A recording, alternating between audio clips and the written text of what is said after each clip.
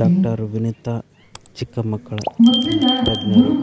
ಇವರಿಂದ ಆಧ್ಯಾತ್ಮಿಕ ಅನುಭವದ ನುಡಿಗಳು.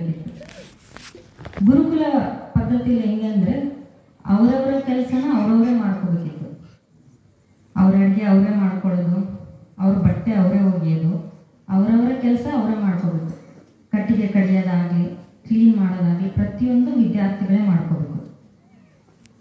ಈ ರೀತಿ ಒಂದು ಗುರುಕುಲದಲ್ಲಿ ಗುರುಗಳು ಒಂದಿನ ಎಲ್ಲ ವಿದ್ಯಾರ್ಥಿಗಳನ್ನ ಕರೆದು ಹೇಳಿದ್ರಂತೆ, ನಾನು ನಿಮಗೆ ಒಂದು ಕೆಲಸ ಕೊಡ್ತೀನಿ. ಬೆಳಿಗ್ಗೆಯಿಂದ ಸಂಜೆವರೆಗೂ ಯಾರು ಅತಿ ಹೆಚ್ಚು ಕಟ್ಟಿಗೆಗಳನ್ನು ಕಡ್ಕೊಂಡು ಬರ್ತಾರಲ್ಲ ಅವ್ರಿಗೊಂದು ವಿಶೇಷವಾದ ಬಹುಮಾನವನ್ನು ಕೊಡ್ತೀನಿ ಅಂತ ಹೇಳ್ತಾರೆ. ವಿದ್ಯಾರ್ಥಿಗಳು ಫುಲ್ಲು ಉತ್ಸುಕಗೊಂಡ್ಬಿಡ್ತಾರೆ. ವಿಶೇಷವಾದ ಬಹುಮಾನ ಗುರುಗಳ ಕಡೆಯಿಂದ ನಾನು ಪಡಿಬೇಕು ಅನ್ನೋ ಜೋಶಲ್ಲಿ ಕೊಡ್ಲಿಯನ್ನು ತಗೊಂಡು ಹೋಗಿ ಕಟ್ಟಿಗೆಗಳನ್ನು ಕಡಿಯೋಕ್ಕೆ ಸ್ಟಾರ್ಟ್ ಮಾಡ್ತಾರೆ. ಬೀಸ್ ಹೊಡೆಯೋಕ್ಕೆ ಸ್ಟಾರ್ಟ್ ಮಾಡ್ತಾರೆ. ಒಬ್ಬ ದಷ್ಟಪುಷ್ಟವಾದ ವಿದ್ಯಾರ್ಥಿ ಇರ್ತಾನೆ, ನೋಡ್ತಿದ್ದಂಗೆ ಕಟ್ಟಿಗೆಗಳನ್ನು ಒಂದು ದೊಡ್ಡ ಪೈ ಮಾಡಿ ಹಾಕ್ಬಿಡ್ತಾನೆ. ಕಟ್ಟಿಗೆಗಳನ್ನ ಕಡ್ದು ವಿದ್ಯಾರ್ಥಿಗಳೆಲ್ಲ ಅನ್ಕೊಂತಾರೆ ಇವನು ಪಕ್ಕ ನಿಮಗೆ ಫಸ್ಟ್ ಪ್ರೈಸ್ ಬರುತ್ತೆ, ವಿಶೇಷವಾದ ಬಹುಮಾನ ಇವನಿಗೆ ಅಂತ. ಕೆಲವೊಬ್ರು ಅವರವರ ಶಕ್ತಿಗೆ ಅನುಗುಣವಾಗಿ ಕಟ್ಟಿಗೆಗಳನ್ನ ಕಡಿತಾ ಇರ್ತಾರೆ. ಅಲ್ಲಿ ಒಬ್ಬ ವಿದ್ಯಾರ್ಥಿ ಮಾತ್ರ ತಾಸು 2 ತಾಸಾದರೂ ಕಟ್ಟಿಗೆ ಕಡಿಯೋಕ್ಕೆ ಶುರು ಮಾಡಿದ. ತನ್ನ ಕೊಡಲಿಯನ್ನ ತಿಕ್ಕಿ ಚೂಪ್ ಮಾಡ್ತಾ ಇರ್ತಾನೆ. ಉಳಿದ ವಿದ್ಯಾರ್ಥಿಗಳೆಲ್ಲ ಅವ್ನು ಹೇಳ್ತಾರೆ, ಹುಚ್ಚದಿ ಏನೇನು 2 ತಾಸಾಯ್ತು, ಇನ್ನೂ ಕೊಡ್ಲಿ ತಿಕ್ಕದಾಗೆ ಅದಿ, ಕಟ್ಟಿಗೆ ಯಾವಾಗ ಕಡಿತೀನಿ, ಪ್ರೈಸ್ ಆಸೆ ಇಲ್ಲ ನೀನು ಅಂತ.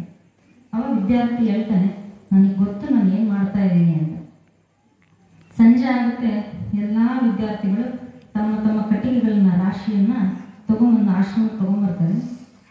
ಗುರುಗಳೆಲ್ಲ ಲೆಕ್ಕಾಚಾರ ಮಾಡ್ತಾರೆ. ಉದ್ದ ಅಗಲಗಳು ಎಷ್ಟೆಷ್ಟು ತಪ್ಪ ಅದೆಲ್ಲ ಲೆಕ್ಕ ಹಾಕಿ ವಿಜೇತರವನ್ನು ಘೋಷಿಸ್ತಾರೆ. ಆ ದಷ್ಟಪುಷ್ಟವಾಗಿ ಇದ್ನಲ್ಲ ಹುಡುಗ, ಅವನಕಿನ ಹೆಚ್ಚು ಯಾವ ಹುಡುಗ 2 ತಾಸಾದರೂ ಕೊಡ್ಲಿ ತಿಕ್ತಾನೇ ಇದ್ನಲ್ಲ ಆ ಹುಡುಗ ಅತಿ ಹೆಚ್ಚು ಕಟ್ಟಿಗೆಗಳನ್ನು ಕಳೆದಿರ್ತಾನೆ. ಕಾರಣ ಏನಂದರೆ ಅವನು ತನ್ನ ಕೊಡಲಿಯನ್ನು ಚೂಪ್ ಮಾಡಿ ಅತಿ ಕಡಿಮೆ ಸಮಯದಲ್ಲಿ ಅತಿ ಕಡಿಮೆ ಶಕ್ತಿಯನ್ನು ಬಳಸಿ ಅತಿ ಹೆಚ್ಚು ಕಟ್ಟಿಗೆಗಳನ್ನು ಕಳೆದಿರ್ತಾನೆ. ಆಗ ಗುರುಗಳು ಹೇಳ್ತಾರೆ, ನಾನು ಕಟ್ಟಿಗೆಯನ್ನು ಕಡ್ಕೊಂಬರ್ರಿ ಅಂದ್ಕೊಳ್ಳೆ ನೀವೆಲ್ಲರೂ ಜೋಶಲ್ಲಿ ಹೋಗ್ಬಿಟ್ರಿ. ಕಟ್ಟಿಗೆಯನ್ನು ಕಡಿಯೋಕ್ಕೆ ಬೇಕಾಗಿರುವ ಸಾಧನ ಕೊಡಲಿಯನ್ನು ಚೂಪ್ ಮಾಡೋದನ್ನ ಮರ್ತು ಬಿಟ್ರಲ್ಲ ವಿದ್ಯಾರ್ಥಿಗಳೇ ಅಂತ. ನಾವು ಎಲ್ಲ ವಿದ್ಯಾರ್ಥಿಗಳ ಥರನೇ ಆಗ್ಬಿಟ್ಟಿದ್ದೀವಿ. ಈ ದೇಹ ಅನ್ನೋ ಕೊಡಲಿಯನ್ನು ಚೂಪು ಮಾಡೋದನ್ನ ಮರ್ತು ಬಿಟ್ಟಿದ್ದೀವಿ. ಜೀವನ ಮಾಡ್ತಾನೇ ಇದ್ದೀವಿ, ಎಷ್ಟೆಷ್ಟೋ ಜನ್ಮಗಳನ್ನ ಕಳೆದು ಬಂದಿದ್ದೀವಿ. ಈ ಕೊಡಲಿಯನ್ನು ಚೂಪ್ ಮಾಡ್ಕೊತಾನೇ ಇಲ್ಲ ನಾವು. ಏನು ಕೊಡಲಿಯನ್ನು ಚೂಪ್ ಮಾಡೋದು ಅಂದರೆ ಏನು? ಕೊಡಲಿಯನ್ನು ಅಂದರೆ ದೇಹವನ್ನು ಚೂಪು ಮಾಡುವುದೇ ಆಧ್ಯಾತ್ಮ. ಆಧ್ಯಾತ್ಮ ಅಂದರೆ ಏನು? ಇವತ್ತಿನ ವಿಷಯದಲ್ಲಿ ಆಧ್ಯಾತ್ಮದ ಬೆಳವಣಿಗೆ ಅನ್ನೋ ಒಂದು ಪದ ಇದೆ. ಆಧ್ಯಾತ್ಮ ಅಂದರೆ ಏನು? ಈಗ ಆಧ್ಯಾತ್ಮ ಅಂತ ಅಂದ್ಕೊಳ್ಳೆ ಹೊಸ ಡೆಫಿನೇಷನ್ಸ್ ಬಂದ್ಬಿಟ್ಟಿದ್ದಾವೆ. ಒಂದು ತೋರಿಕೆಗಾಗಿ ಮಾಡೋದು, ಹಣ ಸುಲಿಯುವ ಒಂದು ಕೇಂದ್ರಗಳಾಗೋದು, ಈ ಥರ ಆಧ್ಯಾತ್ಮದ ಹೆಸರಲ್ಲಿ ಬೇರೆ ಬೇರೆ ಡಂಬಾಚಾರಗಳು ನಡೀತಾ ಇದ್ದಾವೆ.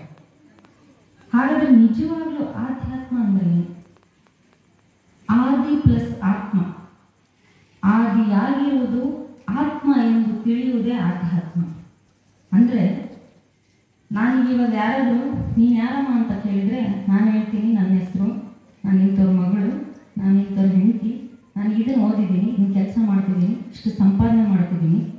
ಸೊ ನಾನು ಹೇಳೋದೇನೆಂದರೆ ಲೌಕಿಕವಾಗಿ ನಾನು ಏನು ಕಾಣ್ತಾ ಇದ್ದೀನಲ್ಲ ಅದನ್ನೇ ನಾನು ಅಂದ್ಕೊಂಡ್ಬಿಟ್ಟಿದ್ದೀನಿ. ನಾನು ನಿಜವಾಗಿಯೂ ಆ ಶಿವನ ಸ್ವರೂಪ ಅನ್ನೋ ಅರಿವು ಮೂಡೋದೇನಿದೆಯಲ್ಲ ಅದೇ ಆಧ್ಯಾತ್ಮ. ನನ್ನ ಮೂಲ ಸ್ವರೂಪ ಶಿವನ ಸ್ವರೂಪ, ನನ್ನ ಮೂಲ ನಾಮ ಓಂ ನಮಃ ಶಿವಾಯ ಅನ್ನೋ ಅರಿವು ಮೂಡಿ ಆ ಅರಿವನ್ನು ಪ್ರತಿ ಕ್ಷಣದಲ್ಲೂ ನೆನ್ಪಿಟ್ಕೊಳ್ಳೋದೇನಿದೆಯಲ್ಲ ಅದೇ ಆಧ್ಯಾತ್ಮ. ಒಂದು ಎಕ್ಸಾಂಪಲ್ ಕೊಡ್ತೀನಿ. ಇವಾಗ ನನ್ನ ಮುಂದೆ ಯಾರಾದರೂ ಇವಾಗ ಬರ್ತಾರೆ, ನಾನು ಒಬ್ಬರಿಗೆ ಕೂತಿರ್ತೀನಿ, ಯಾರೋ ಒಬ್ಬರು ಪೇಷಂಟ್ ಬರ್ತಾರೆ, ನೀನೇನು ಗುಳಿಗೆ ಕೊಡ್ತೀಯವ, ಒಂದು ವಾರಕ್ಕೆ ಕಡಿಮೆನೇ ಆಗಿಲ್ಲ, ಚಲೋ ಇಲ್ಲ ಡಾಕ್ಟ್ರು ಅಂತಾರೆ.